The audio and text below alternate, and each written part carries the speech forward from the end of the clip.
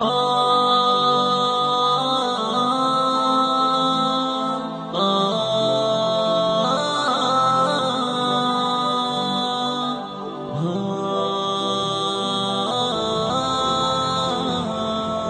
صدای حافظ عبدالصبور. مسلمان چرا زار و حیران شدی؟ به طوفان ذلت تو ویران شدی.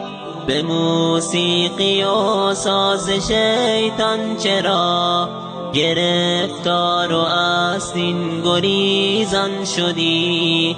کمین گشت دشمن برای شما، چرا غافل از مکر شیطان شدی؟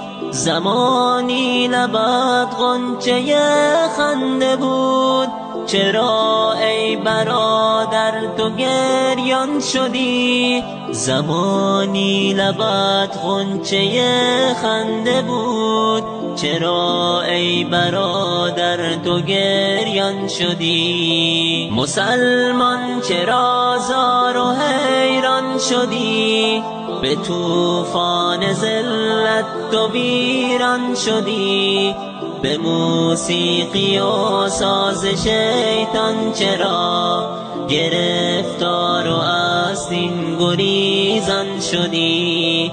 به وحدت خروشان تو بودی چو برق، چرا قطره گشتی و پنهان شدی؟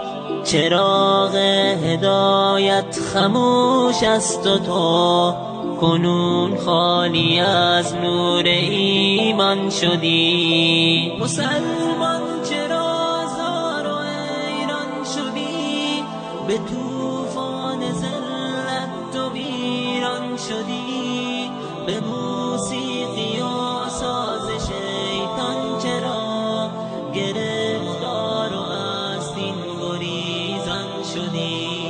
ندیدی مگر عزت دین به خود؟ چرا دور از حکم قرآن شدی؟ به آزادگی بوده اید که توست، چرا پا به زنجیر و زندان شدی؟ اگر نفس و شیطان تو را سرور است، چرا ای برادر مسلمان شدی؟ مسلمان چرا زار و حیران شدی؟ به طوفان ذلت تو ویران شدی.